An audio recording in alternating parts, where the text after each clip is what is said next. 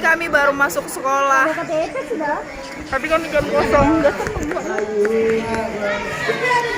Baru masuk sekolah, sudah jam kosong ini. Nah, aku benci loh sama ini. Aku sebaran di buban lojanan.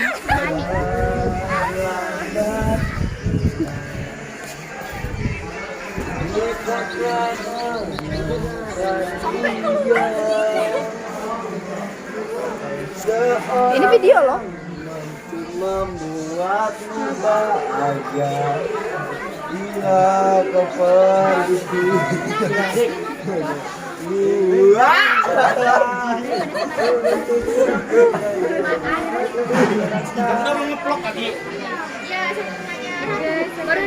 Malu sudah kelas 3 punya circle masing-masing.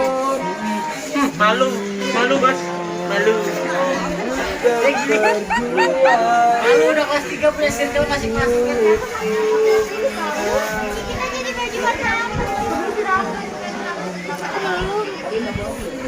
Malu, punya teman nyebarin aib teman sendiri. Benci ya, Cak. Kalian lihat ini. Pokoknya nanti kalian kok ketemu di mana aja jangan berteman sama dia. Asli sumpah nyesal kalian. Pokoknya jangan. Duduk loh. Nah, kayak HP-nya ini. Nah, Oh ya, sekian dari vlog saya, tapi Penny tadi baru masuk ini. Ini vlog kami hari ini. Kami baru aja masuk pelajaran sekolah sehari. Gimana pendapat kalian kayak hari pertama di sekolah gitu? Belajarnya itu aktivitas yang kalian rasain. Bedanya saat online dan offline itu apa? Sangat membosankan ya. Ya, membosankan katanya tempat. Bagaimana pendapat kalian, perasaan kalian waktu kan kita nih masa-masa offline gitu ya, tapi sekarang ini sudah online gitu. Kebalik. Salah. Kan kita dulu kan kayak online gitu. Sekarang masuk ke offline, ke sekolah yang biasa. Menurut kalian apa sih yang kalian rasain? Apa perbedaan antara online dan offline kalian dan bagaimana kalian cara Perbedaannya masuk kita nggak sekolah? bisa lihat anjing nggak kelihatan. Ngomong kasar. Jaya, pendapatmu gini. Abis kamu masuk sekolah online kan, sekarang kamu masuk sekolah offline. Itu apa yang kamu rasain sih, perbedaan yang kamu rasain gitu? B aja. Simpelnya banyak. Iya, be aja. Anja. Nah, pendapat kalian pelajaran pertama bagi kalian nih kayak apa nih? Sensasinya? B aja. Ya biasa. Biasa. Biasa. Kan kita kan udah lama belajar online kan. Terus sekarang masuk ke offline. Jadi rasanya kamu tuh gimana bedanya? Aja. Pendapat kamu tentang sekolah offline dan online itu apa? Enak sih ke kantin bisa ngerokokan sama-sama. Bu Desi, nanti lihat ya. Menurut kalian nih, teman-teman, pelajaran yang barusan kalian pelajari gimana ya? Apa yang kalian dapat dari materi yang singkat yang biasanya kita belajar berjam-jam, tapi ini tadi cuma singkat. Karena keterbatasan waktu apa? Apa yang kalian dapat dari pelajaran tadi? Oke, terima kasih. Jadi tukang sayur. Yang saya dapat, pelajaran yang saya dapat tadi begini, alat kelamin di apotek. Cari aja kalau nggak percaya. Itu kata guru kami ya. Ini adalah karet. Kata bapaknya loh ya. Dan macam-macam warna. Oke, kita kembali bersama Yuni. Yuni, sama saya juga everybody. Hello. Jadi gini Yuni, pendapat kamu tentang sekolah offline itu gimana?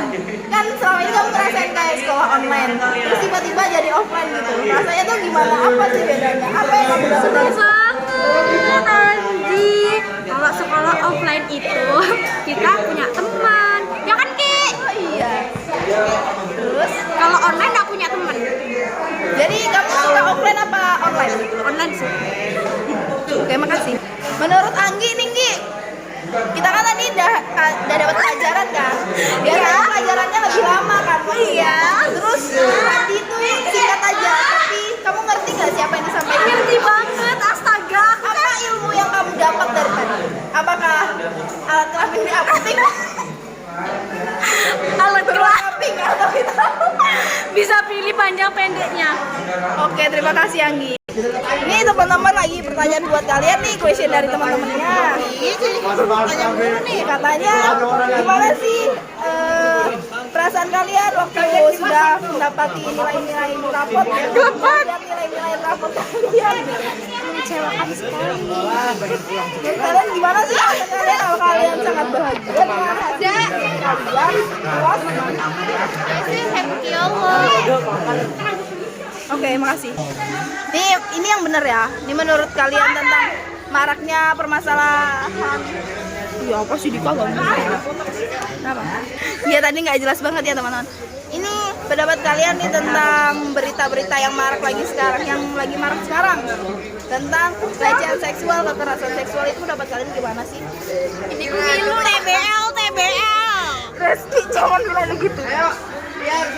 Gimana pendapat kalian tentang penjahat-penjahat suami? Ini bahasa loh Reski. Menurut saya ya, kenapa wanita itu banyak dituntut? Wanita dituntut perilaku, pakaian, sikap, semuanya dituntut dari keluarganya, dari apapun itu, semuanya pasti menuntut wanita menjadi wanita yang baik. Tetapi mereka mewajarkan kesalahan dari anak-anak laki-laki mereka, seperti pulang malam. Wajarlah laki-laki. Ih, benar. Terus abis itu kelakuan nakal atau sering berkelahi, wajar, namanya juga laki-laki. Semuanya diwajarkan. Nah, jadi permasalahannya tuh di sini. Wanita mau jaga perilaku, sikap, pakaian mereka bagaimanapun juga. Kalau misalnya laki-lakinya masih bebas, itu sama aja bohong. Jadi buat orang-orang tua di rumah nih. Curhat aja. Jadi buat orang tua di rumah nih, jangan itu ya, jangan mentang-mentang cewek, cowok itu, jangan dibedakan. Kesalahan tetap kesalahan, tidak ada namanya kesalahan itu diwajarkan. Oke? Jadi walaupun kami sebagai wanita telah menjaga perilaku kami, sikap kami, pakaian kami, tetapi di luar sana banyak sekali laki-laki yang nakal, yang berandalan, yang ya mungkin itu memang dari perilaku orang tuanya salah mendidik karena mewajarkan semua kesalahan laki-laki.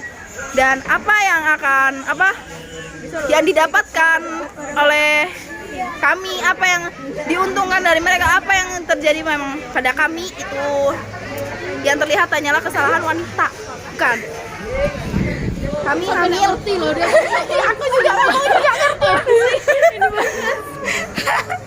Nah, maksudnya tuh semuanya apa-apa yang dituntut wanita, tapi kesalahan yang dilihat juga wanita. Wanita hamil di luar nikah yang dilihat buruk. Dia dianggap buruk dari lingkungannya. Tetapi laki-laki yang menghamilinya tidak ada masalah apapun. Mereka bisa lari dari mana apanya. Dari masalah mereka. Yang paling rugi ya ceweknya. Iya, yang terlihat buruk itu ceweknya. Tapi yang seharusnya mereka anggap itu Guys, saya mau pulang. Dadah. Oke, saya mulai tidak jelas dengan mulut saya. Terima kasih. Oke, kembali lagi bersama saya Rizky Nawati di Suka-Suka lah. Nih, mau nanya sama kakak Ocha nih ya.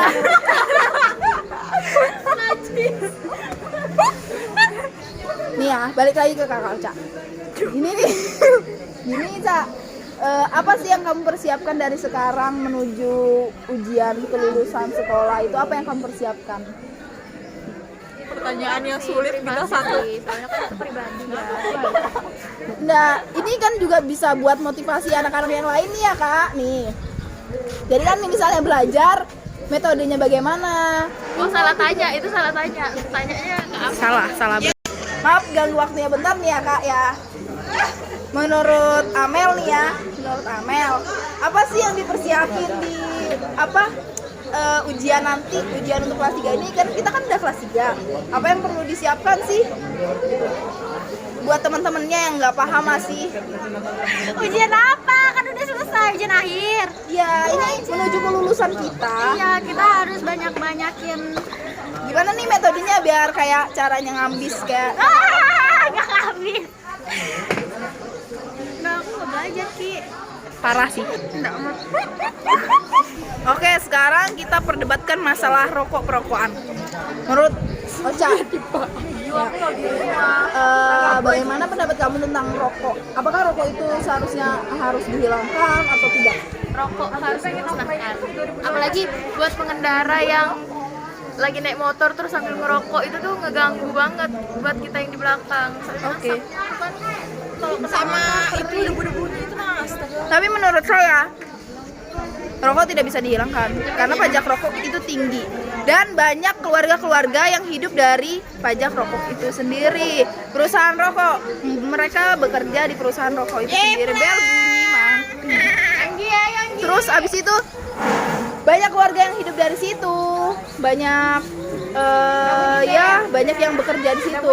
Bayangkan saja jika rokok itu dihilangkan dari Indonesia, bagaimana nasib orang-orang yang tidak punya pekerjaan, kehilangan pekerjaan mereka. Udah sih. Parah banget, gak mikirin negaranya nah. Semua orang tuh kayak ngelihat dari kesalahannya saja, tapi mereka tuh tidak bisa melihat bahwa banyak orang yang hidup dari rokok. Begitu intinya. Jembayan tuh Banyak yang bilang juga rokok itu membunuhmu, tapi banyak juga perokok-perokok yang masih hidup sampai sekarang. Bahkan orang tua saya sendiri juga masih perokok pasif gitu. Perokok pasif. Dan dia masih baik-baik saja gitu. Tidak ada yang membunuh-membunuh. Tapi coba bayangkan kalau misalnya pabrik rokok itu dimusnahkan dari Indonesia, pasti banyak pengangguran, banyak keluarga-keluarga yang tidak terhidupi dan akhirnya menjadi luntang-lantung, gelandangan maksudnya. Dan akhirnya mereka tidak bisa hidup secara baik, tidak bisa makan dan minum. Banyak kejahatan-kejahatan yang terjadi di Indonesia karena kekurangan pekerjaan itu. Jadi banyak pembunuhan, kasus pembunuhan, kasus-kasus yang lain. Jadi ini penting ya semuanya ya Kak ya. Jadi nggak cuma itu aja ya. Sales kan. Jadi jangan ngelihat cuma rokok itu salah ya. Rokok itu juga banyak menghidupi keluarga-keluarga di Indonesia ya. Dan kalian jangan gitu lagi ya, waterboomman. Menurut kakak-kakak nih, menurut kakak-kakak, gimana sih cara belajar yang tepat gitu buat adik kelasnya? Siapa tahu apa sih yang dipersiapin buat kelas 3 nanti? Seperti kayak nilainya kan, ini kan nilainya dihitung dari semester 1, 2, 3, 4, 5. nggak ada, soalnya kita nggak ngerasain juga. Jangan kebanyakan Ya, main. jangan kebanyakan main. Main HP, Ya, terus Yang itu nilai semester 1 sampai 5. nah, terus tugas-tugasnya jangan dilupain ya, itu penting juga.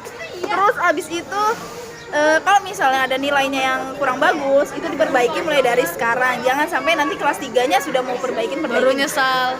Itu nanti bikin nyesal ya.